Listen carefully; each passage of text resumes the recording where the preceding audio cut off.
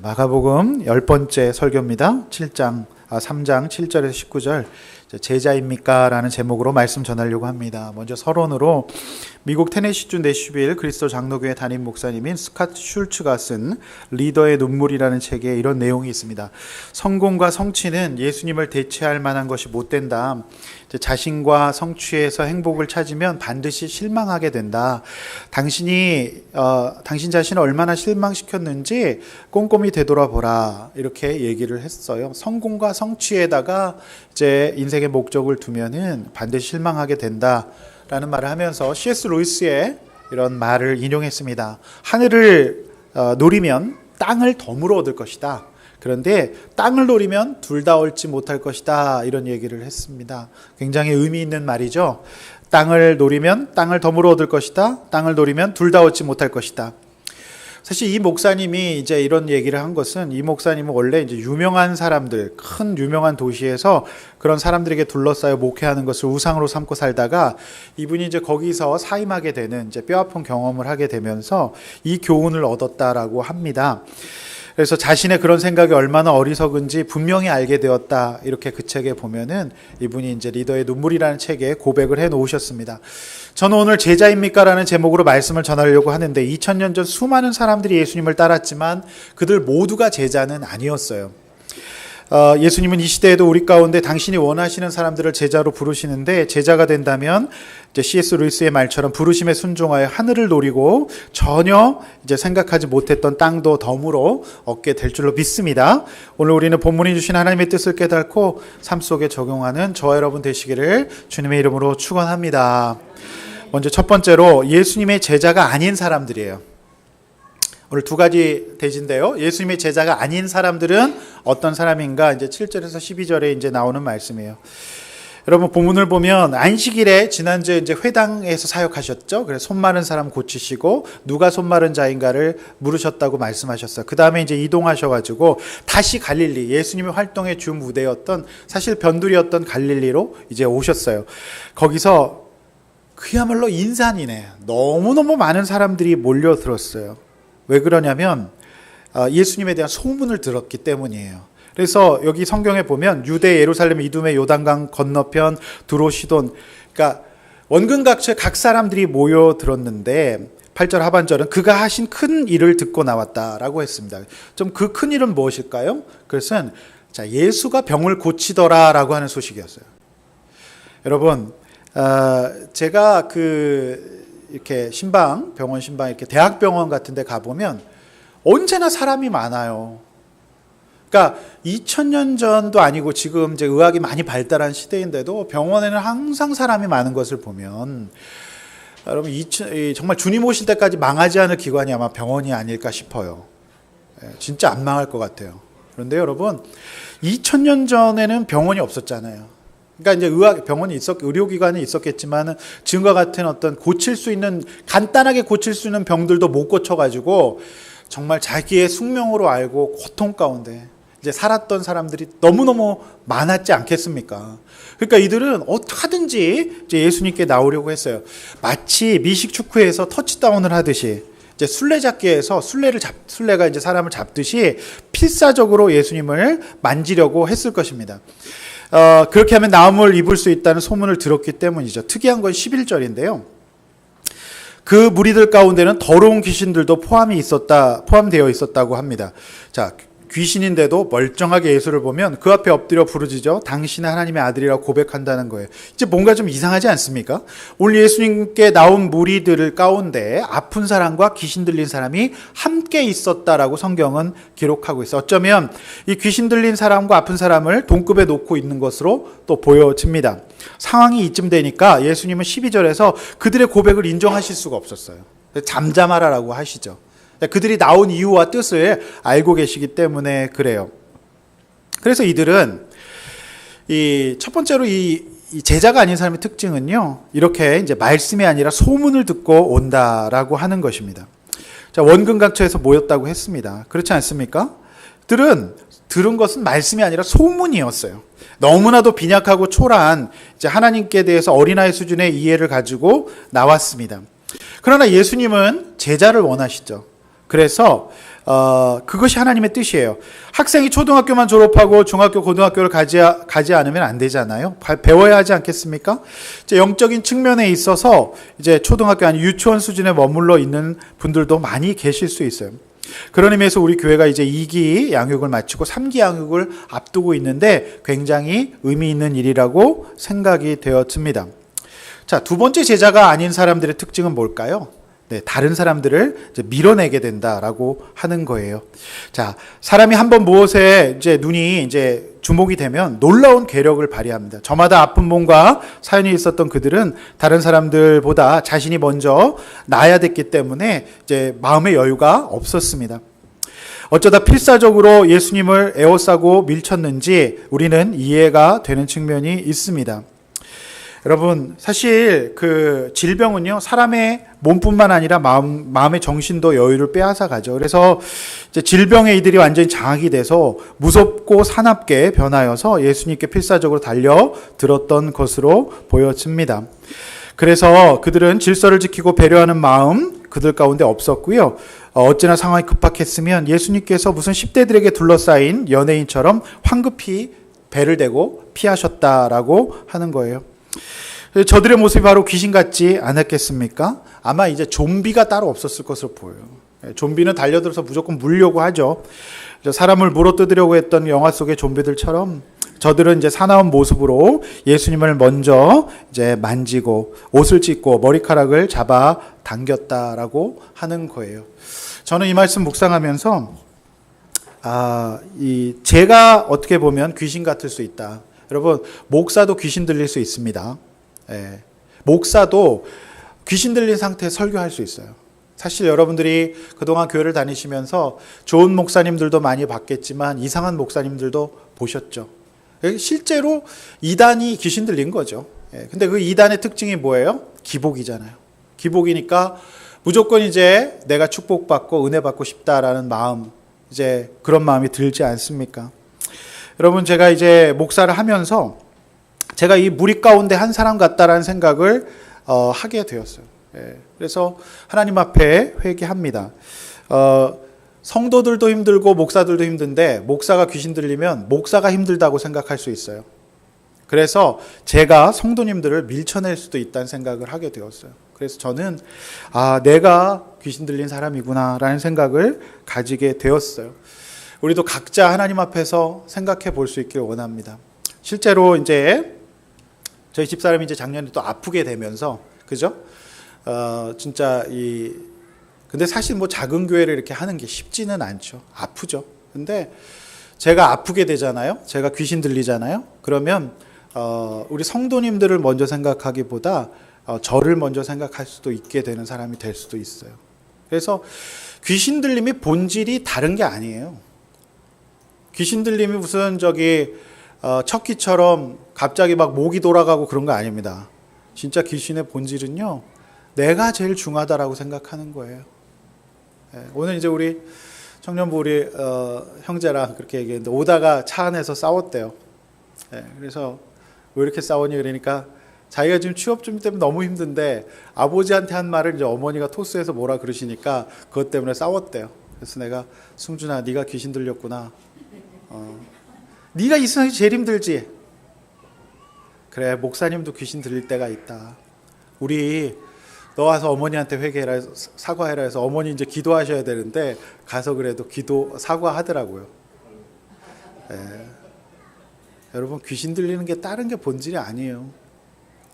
그러니까 오늘 이 무리들은 필사적으로 다른 사람 밀쳐내고 일단 나부터 살겠다라고 하지 않았겠어요? 근데 제가 정말 하나님 말씀 보면서 깨달은 거는 저도 귀신 들릴 수 있다. 제가 이렇게 성도들 생각하고 이렇게 하기보다는 제가 먼저 이렇게 할 수도 있다는 생각을 하게 되어서, 그래서 저는 이 큐티가 참 좋은 게 정말 말씀을 보는 이유는 내가 내 죄를 보려고 보는 거예요. 그게 가장 소중한 거예요. 우리가 이해가 안 되는 게 아니죠, 이 사람들. 근데 여러분 보십시오. 이 사람들 가운데 중환자, 경환자도 있었겠죠. 근데 여러분, 누가 제일 많이 밀쳤겠어요? 경환자가 밀쳤을 겁니다. 왜냐하면 힘이 남아있기 때문에 그래요. 근데 진짜로 치유를 받아야 될 나보다 더 위중한 사람이 예수님을 못 만나지 않았겠습니까? 만약에 그때 제자가 딱 있었다면 어떻게 했을까요? 상중하를 딱 나눠가지고 응급 비응급으로 나눠가지고 응급 환자부터 이렇게 예수님 만나서 치료받게 했으면 오늘 다 치료받을 수 있었을 텐데 이들은 어떻게 했어요? 그냥 막 밀쳤어요. 마치 배급받는 사람들처럼 막 밀쳐가지고 예수님이 이러다간 큰일 날 것 같아갖고 압사라도 당할 것 같아갖고 예수님이 마치 이제 그 연예인처럼 차를 대라 이렇게 얘기하세요. 이제 그 당시 이제 갈릴리 호숫가였기 때문에 차가 아니라 배를 대라. 그래서 배를 대라 이렇게 얘기하시고 배를 대서 피신하실 수밖에 없는. 결국에 우리가 귀신 들리잖아요. 다 죽습니다. 그래서 자기도 치료 못 받고 다른 사람도 치료 못 받게 하는 그 마음이에요. 여러분 근데 우리가 정말 저는 귀신 들림이 저부터 들 수 있다. 목사가 귀신 들 수 있다. 그래서 목사가 제가 막 힘들다 이런 생각 들잖아요. 그러면 막 귀신 들어서 성도님들을 이렇게 제가 밀어낼 수도 있다는 생각을 가지게 되면서 제가 하나님 앞에 소중한 응답을 받고 아까 일부 예배 찬양하면서 울 뻔했어요. 이럴 때 제가 막 울어서 막 포텐이 터져야 되는데 제가 그게 안 되네요. 우리 집사람들 이제 울어라 그런데 이제 근데 아까 찬양하면서 정말 눈물 나더라고요. 사실 이제 그런 것들을 이제 뭐라 그러면 이제 강단꾼이라고 얘기해요. 강단에서 이제 사람들을 사실 이렇게 들었다 놨다 할 수 있어야 되는데 제가 굉장히 그런 사람인 줄 알았는데 담임 목회를 해보니까 또 그게 잘 안 돼요. 막 생각이 많아져가지고 어쨌든 제 마음은 제가 귀신 같다라는 생각을 하게 되었어요. 사실 작년에 또 여러 가지 일들도 있었고 그런 마음이 있으면 제 마음속에 먼저 제가 우리 성도님들 생각하기보다는 교회를 하게 되지 않겠어요? 나는 그게 귀신 들린 거라고 생각해요.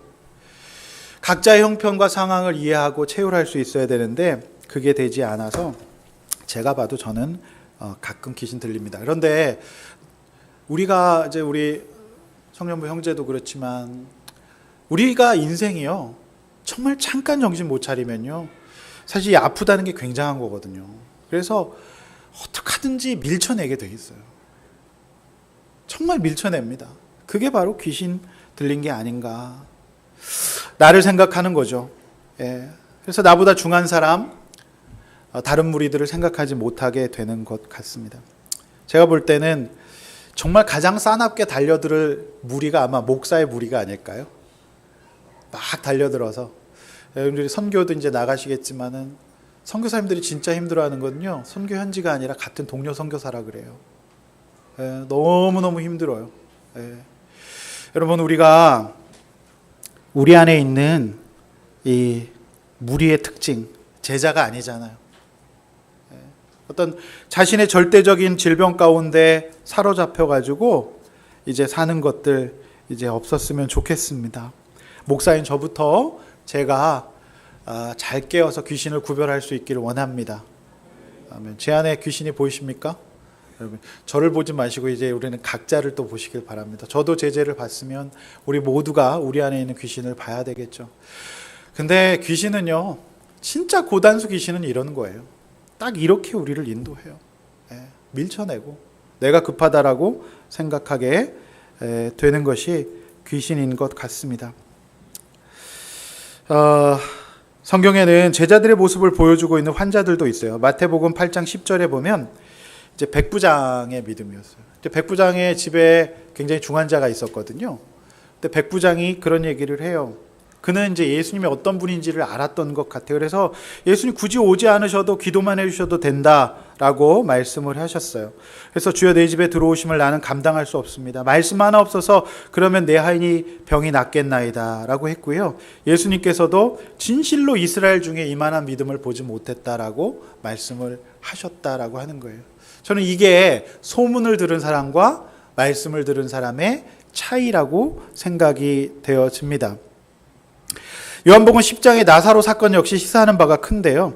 응급 환자였던 나사로를 두고서도 예수님께서는 어쩐 일로 굉장히 여유를 부리세요. 그래서 이틀 동안이나 출동을 안 하세요. 그런데 여러분, 그 출동을 요청했던 가족이 누굽니까? 마리아와 마르다예요. 마리아 누굽니까? 예수님께 인생 전체에 향유를 부어서 발을 닦았던 사람이에요. 그러니 이제 이 요한복음에 보면요, 이 마리아가 삐졌어요. 이제 오늘 이제 예목 훈련 주제 큐티 본문입니다. 기억하시죠? 웃으시는데 그래도 묵상을 하셨군요. 네. 그래서 마리아는 나가보질 않아요, 예수님께. 근데 이 마르다는 성품으로 그래도 예수님 오셨어요 막 하면서 예수님께서 내 동생이 살 것을 믿느냐 그러니까 마르다는 뭐라는 줄 아세요? 그럼요, 살죠. 주님 다시 오시면 살 거예요. 그렇게 천국에서 만날 거예요. 이렇게 얘기를 하죠. 그래서 사실 성품으로 주님의 주자권을 인정하기가 굉장히 어려운 거예요. 그래서 예수님께서 결국 살리시죠. 왜 그렇게 말씀하셨냐면 이제 예수님께서 이 일을 통하여서 이제 하시고 싶은 일이 있어요. 요한복음 11장 15절 한번 띄워주실래요? 우리 앞에 보시고 한번 읽어보겠습니다. 시작. 내가 거기 있지 아니하는 것을 너희를 위하여 기뻐하노니 이는 너희로 믿게 하려 함이라. 그러나 그에게로 가자. 그죠? 예수님께서 우리 가운데요, 크고 작은 아픔들을 주시고 급한 사건들을 주시는 것은 우리의 믿음을 보기 원하심이에요. 정말 죽어가는, 정말 이렇게 무덤에서 사흘이나 돼서 썩어갈 것 같은 저 사람이 살릴 수 있을 것인가? 살 수 있을 것인가? 끊임없이 문제와 사건 가운데 있는 저 사람이 살 수 있을 것인가? 라는 생각을 우리는 하지만 우리 가운데 상한 마음 없이 주님을 바라볼 수 있는 그 제자의 믿음이 있어야 할 줄로 믿습니다. 아멘. 지금도 방황 가운데 있는 한 가정이 있어요. 여러분 기도해 주시고 열심히 우리가 중보를 모아서 가정의 믿음의 공동체로 들어올 수 있도록 우리 힘을 같이 썼으면 좋겠습니다. 여러분, 결국 이 일로 더 많은 유대인들이 예수님을 믿게 되었습니다. 예수님이 원하시는 것은 믿음이었어요. 결국 무리들은 이 믿음이 없었어요. 그래서 다른 아픈 사람들을 배려하고 기다려줄 여유가 없었죠. 믿음 있는 제자가 아니었기에 사납게 소리를 지르며 다른 아픈 사람들을 밀쳐냈던 것입니다. 사실 꼭 예수님을 만져야 낫는 것이 아니에요. 그거는 신비죠. 영이신 하나님, 어디든지 전능하신 하나님은 어디든지 계실 줄로 믿습니다. 그래서 믿음으로 낫는 거예요. 그래서 예수님이 함께 계시면 그곳에는 응급과 비응급의 구별이 무의미합니다. 사실. 그래서 예수님이 함께 계시면 죽었던 사람도 살 수 있는 것이라고 믿습니다. 아멘. 제가요, 그 청소년 육성 제도라는 것을 강의해요. 이제 이 강의를 할 때 제가 항상 첫 시간에 얘기한 한 사건이 있어요. 그 사건이 뭐냐면 1999년 10월 30일에 인천광역시 중구 인현동에 위치한 4층 상가에서 발생한 이 인현동 호프집 사건이에요. 이 사건은 무슨 사건이냐면 건물 2층에 이제 라이브 투라고 하는 이제 그 호프집이 있었는데 그 날에 이제 그 지역에 10개 지역의 고등학교가 축제가 있었어요. 그래서 수많은 고등학생들이 평소 잘 뚫리는 호프집이라고 소문이 났던 라이브 투 호프집에 몰려갔어요. 근데 이제 이 호프집은 경찰과 유착 관계가 있어가지고 여러 번 이제 그 발각이 되었는데도 경찰에게 뇌물을 주고 버젓이 영업을 하고 있었던 그런 곳이었어요. 그런데 이제 그 건물의 지하에 노래방이 있었어요. 근데 그 노래방에서 이제 불법으로 고용된 이제 10대 청소년이 라이터로 장난을 치다가 불을 낸 거예요. 그래서 신노에 불이 붙어가지고 불이 삽시간에 이제 지하를 타고 지상까지 올라갔습니다. 그런데 여러분 거기서 주인이 어떻게 했냐면 주인은 지금 이제 축제 맞아가지고 요번에 고등학생들 잔뜩 받았어요. 한 100명 받은 거예요. 100명 정도가 있었는데 이제 대목을 잡을 생각에 신나가지고 열심히 이제 팔고 있었는데 불이 난 거죠. 근데 주인이 어떻게 했는지 아십니까? 여러분 돈을 내고 나가라면서 문을 잠그고 나가버렸어요. 이 귀신 든 거 아닙니까? 사실 그동안 이제 호프집 주인은 벌금도 많이 냈고 이참에 한번 대목을 잡을 생각이 있지 않았겠어요? 그래서 자기만 아는 통로로 자기만 도망가 버렸어요. 그러니까 이제 이 안에 있었던 아이들이 그날 그 자리에서 57명이 죽었습니다. 근데 여러분, 저는 이제 이 사건이 굉장히 영적이라고 보는데요. 첫 번째, 그 호프집 주인이 무리의 한 사람이었어요. 내가 이제 소상공인으로서 너무 먹고 살기 힘들고 힘들다 이거 아닙니까? 그러니까 나부터 살아야 되겠다는 생각이 있었고요. 또 하나 있었던 생각은, 제가 안타까운 거는 나중에 이제 현장 감식을 해보니까 사실 불에 타서 죽은 아이들보다 출입구 입구의 질식보다는 압사로 깔려서 죽은 애들이 더 많았던 거예요. 그러니까 서로 나가려고. 그러니까 이제 그 가운데 이제 조금 제자가 있었다면 오늘 2000년 전의 상황과 같지 않. 근데 제가 볼 때는 그 분란 상황 가운데 있었던 그 상황과 2000년 전의 상황이 굉장히 비슷하지 않았을까 싶어요. 아비규환으로. 그러니까 이제 거기서 약간 좀 차분하게 우리 아이들이 부모님께 대들 때 쓰듯이 무슨 의자를 집어 던지든지 아니면 뭘 이렇게 뭘 깨든지 이렇게 해서 좀 차분하게 이렇게 질서를 했으면 괜찮은데, 나갈 수도 있었는데 한 반 이상 나갔으니까요. 근데 57명이 사실 그 입구에 압사된 아이들이 더 많았다는 거예요. 여러분 상상되시죠? 저는 이 사건이 진짜 영적이라고 생각해요. 사실 1999년도에 있었던 사건인데요. 이 사건 때문에 우리나라의 청소년 보호법이 대폭 강화가 됩니다. 그래서 청소년 육성제도, 즉 청소년 보호법 관련 제방 관련된 법들은 사실 청소년들의 피로 이루어진 법이에요. 우리나라는 무슨 꼭 시랜드나 이런 데서 큰 이제 사고가 나고 나면 이제 안전진단 법이 이제 인증제도가 만들어지래서 청소년 관련법은 그야말로 피로 세워진 법이에요. 그래서 우리나라 육성제도가 있어야 됩니다. 그래서 너희들이 이제 그걸 하는 것이라고 이제 저도 이제 요번 학기에 이제 또 그 육성제도로 강의를 하는데요. 그러나 여러분, 귀신 들린 사람은요, 법을 버젓이 위반합니다. 어떤 법이 있어도요, 이제 내가 제일 중하다. 탄 거 아니에요. 그러니까 예수님과 제자와 제자가 아닌 사람의 가장 큰 특징은 이제 내가 제일 중하다라고 생각하게 되는 그 병인 것 같아요. 그래서 저 같은 목사도 그럴 수 있다고 여러 번 말씀을 드렸습니다. 사랑하는 성도 여러분, 귀신 들리는 게 다른 게 아니에요. 돈을 내고 가라는 소리쳤던 호프집 주인이 바로 귀신 들린 자 아니겠습니까? 그리고 조금 이렇게 차분하게 먼저 나가라고 이렇게 할 수 있는 마음이 있었다고 한다면 다 살 수 있었을 텐데, 이제 그렇게 하지 못했던 그 마음이 바로 이제 제자가 아니었기 때문에, 제가 볼 때는 거기 진짜 고등학생들 10개 고등학교 축제했던 아이들이 기독교 서클을 들었다고 한다면 함께 기도회로 뒤풀이를 하지 않았겠습니까? 그런데 이제 세상 이제 동아리에 많이 들어 있었으니까 뒤풀이를 호프집에 가서 하는 거죠.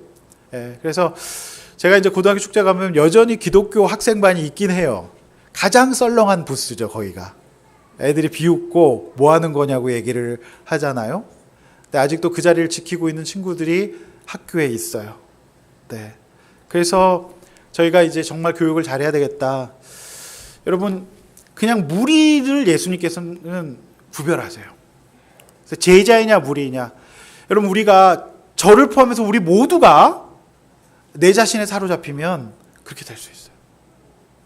그래서 여러분, 예수님께서 저와 여러분에게 물으시는 것 같아요. 너는 무리냐 제자냐? 그래서 예수님께서 오늘 첫 번째 문단의 마지막에 자기를 나타내지 말라고 혼내시는 거예요. 당연하지 않습니까? 예. 그러니까 즉 이 가운데 우리가 귀신이 정말 그런 무슨 영적 막 그런 게 아니라 날 가운데 사로잡히면 이렇게 된다는 거거든요. 그래서 내가 못 살아 이렇게 되는 거 아닙니까? 그래서 우리 가운데 이런 부분들을 구별하고 하나님 앞에 이제 우리가 온전한 삶의 길로 갈 수 있기를 축원해요. 할렐루야. 그래서 첫 번째 나눔입니다. 여러분, 나는 귀신과 같은 무리입니까? 제자입니까? 또 나는 말씀이 아닌 소문을 듣고 다른 아픈 이들을 밀치는 귀신과 같은 모습은 없습니까? 여러분 한번 잘 묵상해 보시길 바랍니다.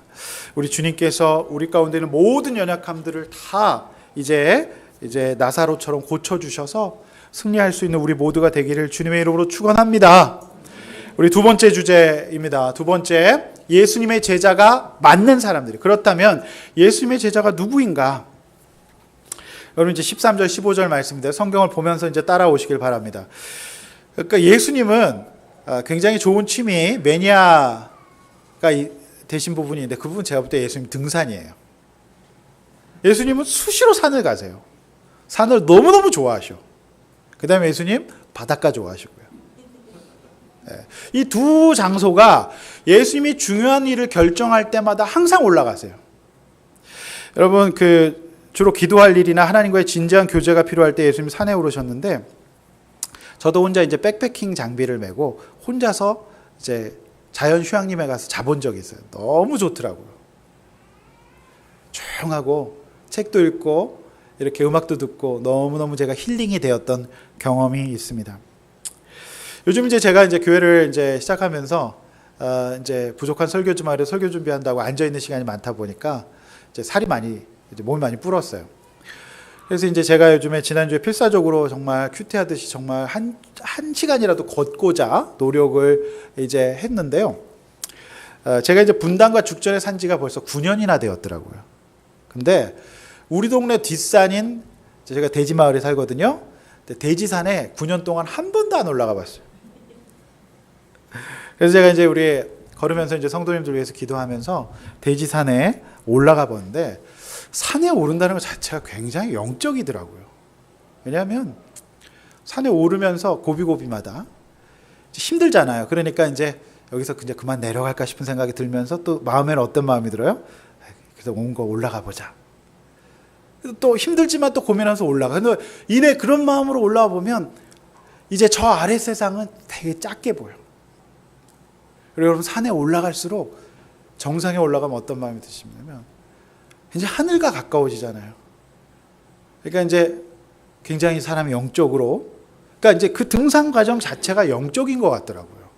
그래서 여러분 우리 시대에 정말 이상한 이단들은 다 산에서 계룡산 뭐 이런 산에서 다 이제 그 의미가 있다니까요. 예수님이 산에 올라간 거 쫓아 하시는지 모르겠는데 일단 산은 그래도 의미가 있는 것 같아요. 그래서 여러분 산 사진 한번 제가 인증샷, 이게 에베레스트라고 생각하고 제가 이게 대지산인데요. 해발 326m밖에 안 되는데 너무 힘들었어요. 여러분 그런데 제가 그날 이제 미세먼지가 또 있던 날인데 산 위에는 미세먼지가 덜하더라고요. 그리고 저 뒤에 파란, 저쪽이 이제 광주 쪽이거든요. 이쪽 이제 수지 죽전 쪽이고. 그러니까 그것이 참 시원하고 상쾌하고 그 다음에 제 인생도 한번 돌아보게 됐어요.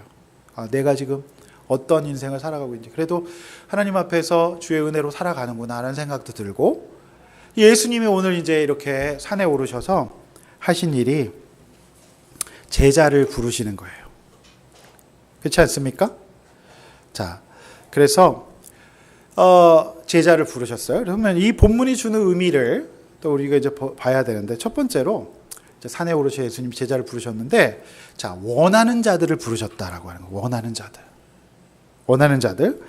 자, 제자는 누가 됩니까? 되고 싶어서 되는 건가요? 저 제자 할까요? 이거 아니에요. 제자는 누가 됩니까? 자기가, 여기서 자기는 예수님입니다. 예수님이 원하는 자들을 부르셨어요. 되고 싶어서 제자 되는 거 아닙니다. 우리가 국회의원 되고 싶어서 되는 것이 아니에요. 부르셔야 되는 것. 제자는. 그 부르심이 있어요. 그걸 소명이라고 얘기합니다. 그 소명에 이제 예수님의 뜻이 담겨 있는 거예요. 그걸 이제 부르시는데, 이제 이번 주에 이제 제 친구, 제 선후배 목사님들, 제가 이제 부목사 할 땐 몰랐는데요. 왜 이렇게 담임 목사님들이 그렇게 목사님들 모임을 좋아하시나 했더니, 저도 이제 목회를 해보니까 동병상련이라고 자꾸 이제 목사님들하고 통화를 하게 돼. 근데 이제 나누잖아요. 근데 어떤 목사님은 그런 얘기를 하시더라고요. 교회에서 본인이 무엇을 하겠다고 자원하는 자에게 절대로 직분을 주지 않는다라고 하는 원칙을 가지고 있으시면서, 그분이 자기는 그렇게 하고 있다라고 얘기를 하면서 자기 경험을 얘기해 주시는데, 이 목사님이 어느 분이 이제 교회 굉장히 헌금도 많이 하시고 봉사도 많이 하시는데, 이분이 이제 자신이 교회 재정을 맡아보겠다고 얘기를 하더래요. 그래서 이 목사님은 이제 무시할 수가 없잖아요. 그래서 재정을 맡겼대요. 그랬더니 이분이 글쎄 재정을 각 부서 자기 사람들에게 막 선심 쓰듯이 나눠주면서 환심을 사는데 더 기가 막힌 거는 교인들이 좋아하더래요. 왜냐하면 막 모든 부서 빵빵 밀어주니까요. 얼마나 또 교인들이 좋아했겠어요. 그러더니 이제 그분을 이제 따르게 되었고 결국 이분이 이제 교회 주인 행세를 하면서 이제 목사를 나가라고 하더랍니다. 예. 여러분 이런 교회가 많은가 봐요. 그래서 본인이 그런 일을 당했었다라고 얘기를 해주시더라고요. 그래서 그런 얘기를 해주셨어요. 여러분 분명 성경은 예수님이 주권을 주시고 자기가 원하는 자들을 부르셨다라고 했어요. 그래서 그들은 나왔다라고 기록하고 있는데 어느 영성가가 하나님의 뜻을 분별하는 것은 어렵지 않다라고 말하면서 이렇게 얘기했어요. 하나님의 뜻은 내가 하고 싶은 거 안 하면 된다라고 얘기를 하셨어요. 굉장히 간단해요. 명언이 아닐 수 없습니다. 부모로서 자녀를 망치는 가장 확실한 방법은 자녀가 하고 싶다는 거 다 해주는 거예요. 그렇죠? 사실 우리가 구하는 많은 것들은 하나님의 뜻과 부르심에 전혀 상관이 없는 경우가 많아요. 우리 아이들이 진짜 쓸데없는 거 많이 구하잖아요. 그렇지 않습니까? 어린아이에게 어울리지 않는 거 구하잖아요. 그거 들어주지 않는 게 맞습니다. 인생을 우리가 돌이켜보면 깨달을 수 있을 것 같아요. 여러분 예수님은 제자를 부르셨어요. 다행히 이 부르심의 제자들은 따랐습니다. 멀고 험한 길, 제자의 길, 십자가의 길이에요. 세상의 명예와 성공과는 관계가 없는 길입니다. 그러나 그들은 한 인생이 선택할 수 있는 최선의 길, 영광의 길, 제자의 길에 감사하게도 들어섰습니다. 함께 산을 올랐어요. 금요일날 부부 목장을 하면서 자녀 문제 때문에 고생하신 우리 어머니가 자녀가 사명을 발견하면서 조금씩 변해가는 것을 본다라고 말씀해 주셔서 감사합니다. 여러분 제자가 그럼 안 되면 뭐 할 건가? 제자 아니면 뭐 할 건가? 사실 뭐 대단한 거 하는 거 아니에요. 그래봐야 이기고 또 이기려는 다른 사람 밀치는 인생밖에 살지 못합니다. 믿으시기 바랍니다. 따라서 예수님의 부르심에 여러분 우리가 경하게 여기지 말아야 됩니다. 그래서 목자님들이 목원에게 양육받아라, 목장 나와라, 주일 성수해라.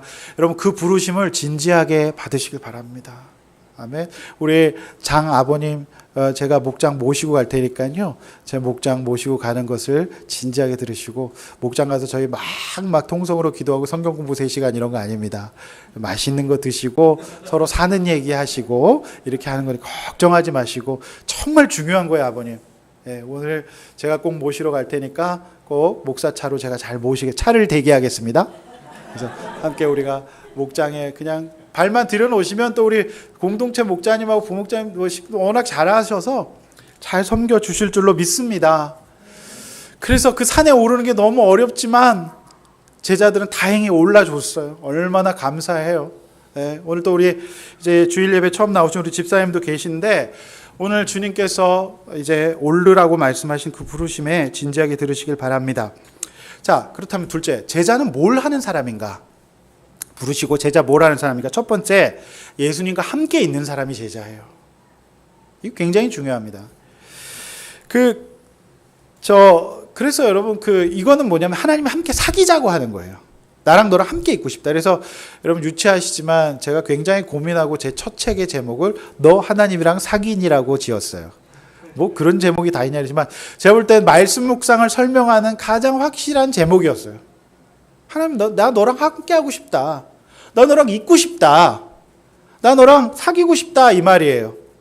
그래서 제자들은 뭐냐? 하나님하고 사귀는 사람이에요. 함께 있는 거예요. 그런데 어떻게 있느냐? 여러분 집에 왔다 출퇴근 프로그램 아니에요. 함께 거하는 거예요. 3년을 함께 먹고 마시면서 엄청나게 많은 말씀을 듣는 거예요. 이상에 이런 신학교 없어요. 이런 대학원 없어요. 3년 동안 함께 거하고 또 실습도 하고 이러면서 함께 예수님과 있는 굉장히 타이트한 프로그램이었어요. 엄청난 프로그램이죠. 그래서 예수님께서는 그들을 함께 거하면서 있기를 원하셨어요. 그래서 이제 제가 곧 개정판을 지금 내려고 합니다. 제가 지금 원고 집필하고 출판 과정에서 좀 기도로 도와주세요. 네, 제가 좀 진득하게 앉아가지고 좀 원고를 써야 되는데 사실 이제 수요설교, 주일설교가 왜 이렇게 또 빨리 돌아오는지 누군 그러더라고. 새벽기도 없는 게 얼마나 다행이냐. 정말 다행입니다. 네. 여러분 제가 꼭 요거 꼭 개정판을 지금 내야만 되는 상황이라서 상반기에 꼭 책이 나왔으면 좋겠거든요. 기도 많이 해주시고 책이 나올 수 있도록 기도로 도와주십시오. 자, 함께 있음의 밀도가 굉장히 보통이 아니었어요. 그렇죠? 예, 함께 그냥 있는 거예요. 집을 떠나가지고 그들과 함께 3년 동안 함께 숙식하고 그 가르침의 현장, 기적의 현장을 가장 가까운 VIP석에서 볼 수 있는, 느낄 수 있는, 눈으로 볼 수 있는 엄청난 훈련이었어요. 함께 있는 게 제자의 본질이에요. 여러분 어떠십니까? 여러분 함께 계실 수 있어요? 여러분 그러니까 그야말로 이제 수련회를 3년 동안 한 거예요. 3년 수련회. 야, 진짜 고개가 절로절로. 자, 산에서 내려가고 싶으시죠? 하산하여라 이렇게 하고 싶으시죠?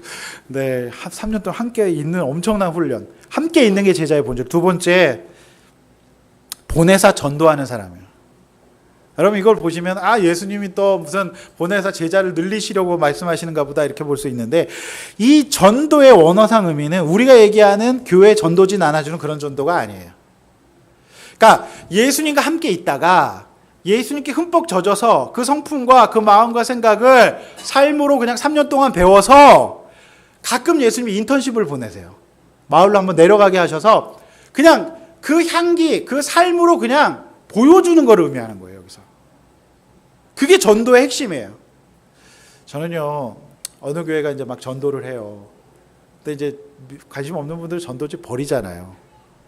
근데 이 전도하시는 분이 막 화를 내시면서 예수천당 불신지옥 막 이러면서 막. 그거 아니잖아요. 떨어뜨릴 수 있어요. 버릴 수 있어. 그럼 어떻게 해야 돼요? 주워다가 기도하는 마음으로 하나님이 떨어진 복음이 열매 맺게 해달라고 기도하는 게 예수님의 전도 아니겠습니까? 여러분, 전도지 돌리는 전도, 길거리에서 찬양하는 전도가 아니었어요. 예수님과 함께 푹 있다가 그냥 거기 가서 예수님의 성품과 눈빛과 하다못해 예수님의 향기라도 보여주는 거예요. 그게 전도였어요. 그 전도. 그래서 예수님께서 그렇게 전도하라고 얘기하셨어요. 많은 분들이 전도를 헷갈려 하시는데, 우리 교회가 최고라고 하면서 예수님을 자랑하는 것이 아니라 교회 외형과 목사님을 자랑해요. 여러분, 그건 전도가 아닙니다. 우리 예수님을 전하시길 바랍니다.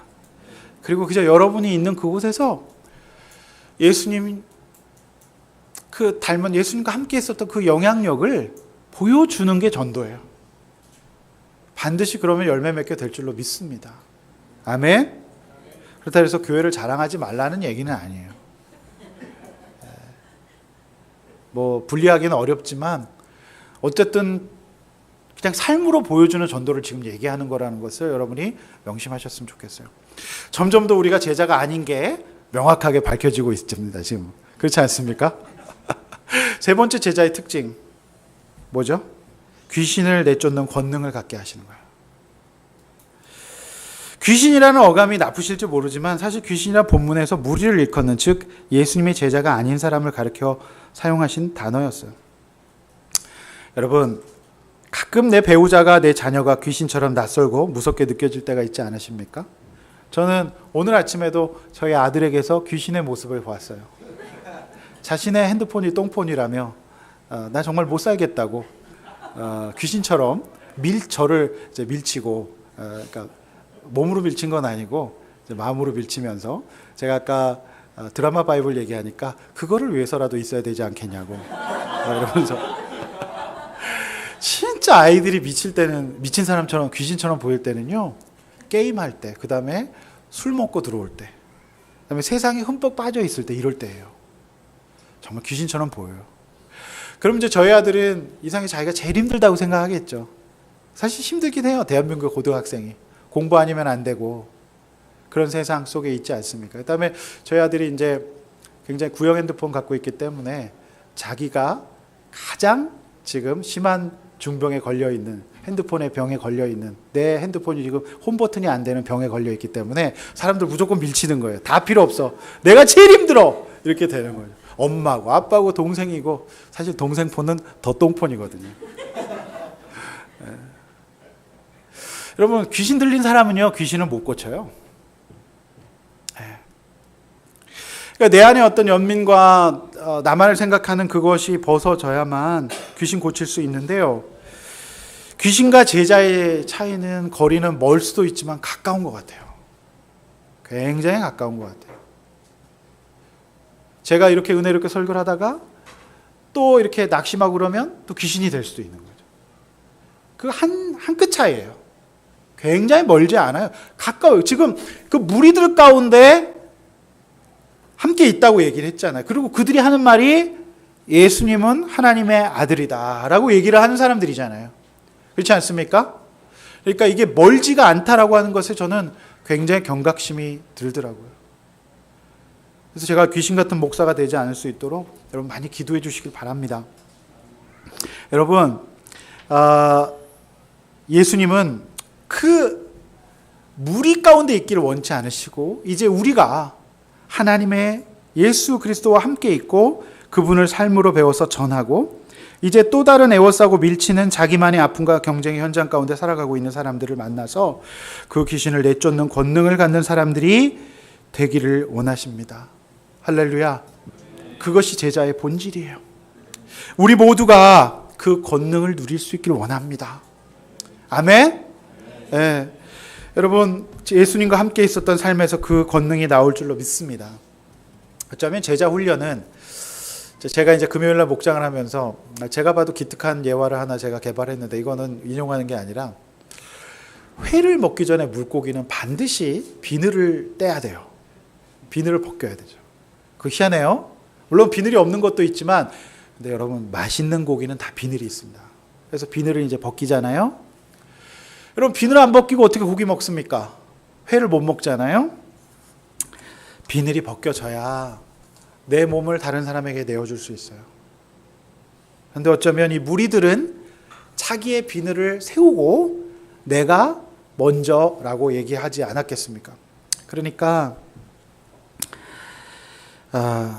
우리가 내 안에 있는 귀신의 비늘, 사람 살리고 품는 게 아니라 밀쳐내었던 나만의 비늘을 벗겨내는 작업을 우리가 이 예수님의 제자 훈련을 통해서 이제 해야 되지 않을까 싶습니다.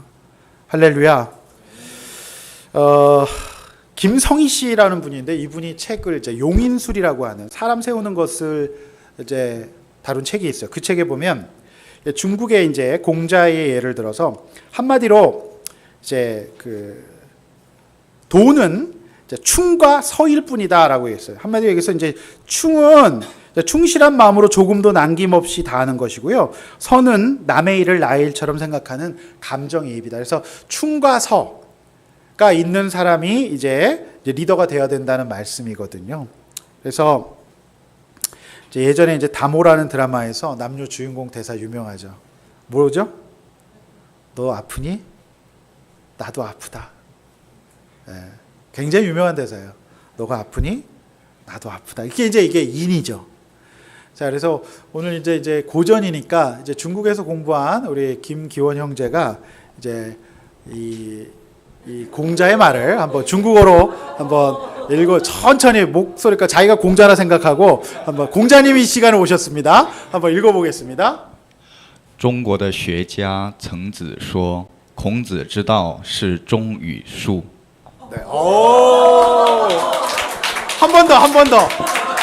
아, 이거 공자님 말씀이기 때문에 우리가 이제 한 번만 더 이제 천천히 네. 목소리 깔고 中国的学家曾子说孔子之道是忠与术 오! 야, 역시 대륙의 그 향기가. 야. 근데 이제 제가 이렇게 저는 이제 독서를 좋아하니까 책을 읽다 보면 거의 타 클래스에 있는 분들은 복음의 진리와 맞닿아 있는 게 많더라고요.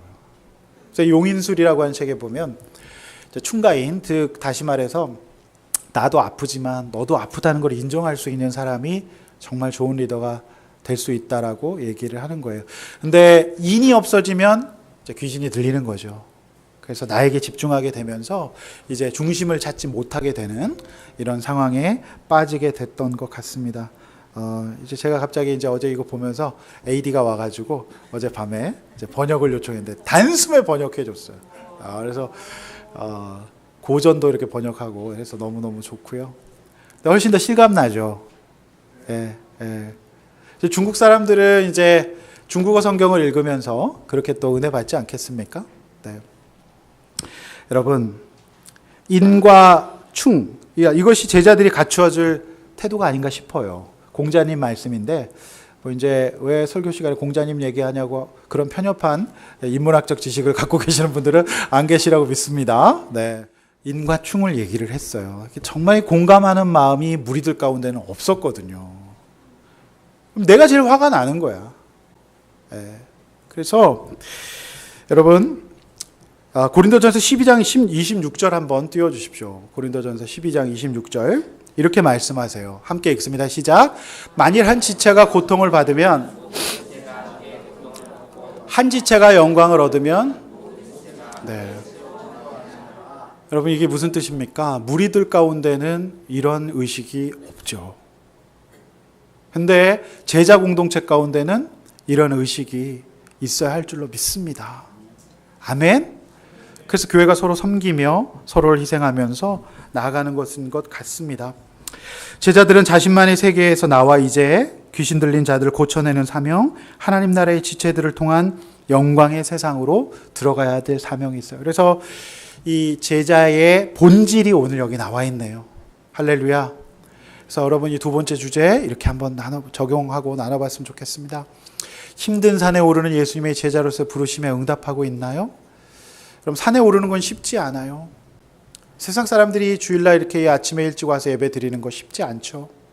정말 어려워요. 그러나 이 제자로의 부르심에 여러분 응답할 수 있는 저와 여러분 되시기를 축원합니다. 두 번째, 제자의 본질, 예수님과 함께 있으십니까? 여러분, 함께 있고 삶으로 전도하고 귀신을 내쫓는 제자의 본질, 이게 제자가 하는 거죠. 그야말로 이제 이 시대 진정 온전한 교인들의 모습이 이 모습이어야 해요. 함께 있고 그냥 여러분이 가는 곳에서 삶으로 인격으로 이제 나눌 수 있어야 되고요. 또 다른 귀신 들린 사람을 고치는 권능. 그는 이제 내 문제 가운데 이제 나와서 하나님 앞에 갈 수 있다고 생각이 되었습니다. 아멘.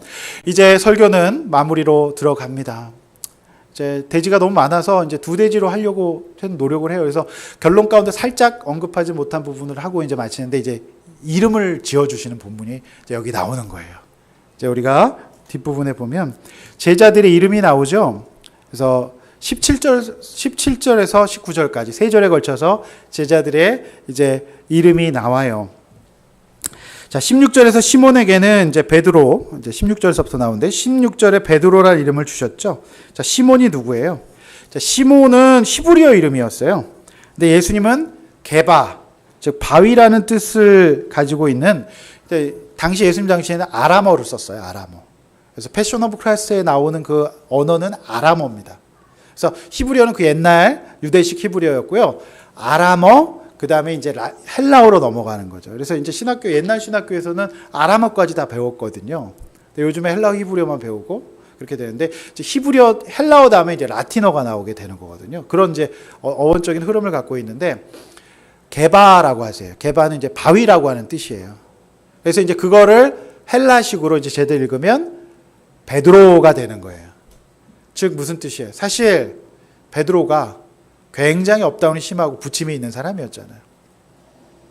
그러니까 이제 네가 그만 업다운하고 이제 항상 그 자리에 있는 바위 같은 신앙 좀 가져라. 그런 의미에서 예수님께서 베드로라고 지어주셨지 않을까. 그래서 이제 제 이름을 좀 김베드로로 좀 고쳐야 되지 않을까. 그래서 제 나름대로 저는 스스로 우리는 이제 세례명을 하진 않으니까 저는 베드로 하고 싶은 마음이 있네요. 우리 마음이 굉장히 업다운이 심하잖아요. 자꾸 귀신 됐다가 내가 제일 힘들어 이랬다가 또 정신 차리면 그래 나보다 더 힘든 사람도 있지 이런 생각도 들고, 그래서 예수님께서 이 이름을 지어주신 게 저는 너무너무 뭐랄까 의미심장하고 진짜 역시 예수님이시구나. 예수님께서 이제 얼마나 제자답게 제자라고 이렇게 하고 싶으셨으면 베드로야. 이름을 지어주시겠어요. 그죠? 또 하나 이제 두 번째 이름이 나와요. 거기 보면 17절에 야고보와 요한이 나오는데 보아너게라고 하는 이름을 이제 지어주세요. 이 보아너게는 뭐죠? 이거는 이제 문맥이 좀 있는데 제가 이제 마가복음 이제 앞으로 9장 10장에서 설교할 거예요. 근데 예수님께서 어떻게 아시고 예수님 한 방에 딱 그들의 성품 아시기 때문에 보아너게는 울의 아들이거든요. 그러니까 이건 뭐냐면은 늘 울끈불끈하고 화내고 막 지르고 이러는 거 하지 마라 이거예요. 그때도 아마 예수님이 볼 때 아마 이제 예수님이 산에 올라 예수님 도대체 언제 도착해요? 이거 어디까지 가야 되면서 막 짜증을 냈을 거라고 저 혼자 상상해 봅니다. 아니나 다를까 이제 여러분 듣게 되실 텐데요. 예수님이 두로와 시돈 지역으로 가게 되는데 거기 이 사람들이 못 가게 해요. 그러니까 이 야고보 요한이 뭐라는 줄 아세요? 예수님 불을 명하여 저들 다 태워버리시죠. 우레를 내려갖고 저들 다 싹 다 죽여버릴까요? 이렇게 얘기하세요. 결국에 예수님께서 보아너게. 그러니까 한마디로 처방을 계속 주셨는데도 그들은 새까맣게 잊어버리고 자기 성품대로 행동했던 거예요. 이제 9장 10장에서 여러분 이제 듣게 되실 거라고 보여줘요. 그래서 예수님의 이름 짓기는 제가 볼 때 영적인 의미도 있고 우리의 연약함을 극복하라는 의미에서 우리에게 죄패를 달아주시는 것도 있어요. 그죠? 그래서 이제 제가 이제 죄패 달기 제가 전문가 아닙니까? 그래서 했는데 이제 좀 저는 그런 거 안 하려고 저부터 죄패 달려고 합니다. 뭐 S대 뭐 이런 거 제가 이제 얘기 안 합니다. 예. 제가 먼저 정말 해야 돼요. 예. 제가 해야 돼요. 그래서 여러분 그렇게 해주시고 제자 이름을 지어주시고 이제 나머지 안들의 수많은 사람들 앞에서 이제 어떻게 먹일 것이라면서 예수님께 질문했던 빌립, 바돌로메, 세리였던 마태, 의심의 대명사였던 도마, 작은 야고보라 불렸던 아포의 아들 야고보, 다데오, 또 열심당원이었던 시몬, 이런 모든 사람들을 다 이제 기록하고 있으면서 마지막으로 제가 마음 아픈 것은 가룟 유다입니다. 그는 갈릴리 출신이 아니었어요. 가룟 출신이었어요. 이후에도 예수님께서는 유다가 깨달을 수 있는 기회를 많이 주셨음에도 불구하고 그는 마치 위에서 언급했던 호프집 화재 사건의 주인처럼 예수님을 팔고 비참한 최후를 또 맞이하게 됩니다. 사랑하는 성도 여러분, 말씀 맺습니다. 무리가 되지 말고 제자가 됩시다. 제자가 되어 그와 함께 거하고 그분으로부터 삶을 배우고 전합시다. 귀신 같았던 나의 삶을 돌이켜 이제 또 나와 또 다른 사람을 고치고 살리는 이제 제자의 삶을 살기를 원합니다. 다른 이도 못 살리고 자신도 죽을 수밖에 없었던 저와 여러분이었지만 이제 예수님의 참된 제자가 되어 또 다른 이름을 달고 하나님 주께서 우리 가운데 강건함과 능력을 주셔서 함께 계시지 않아도 하나님 우리에게 산에 오를 수 있는 힘을 주셔서 하나님 앞에 나도 살고 남도 살리는 우리 모든 아둘람교회 성도님들 되시기를 주님의 이름으로 축원합니다.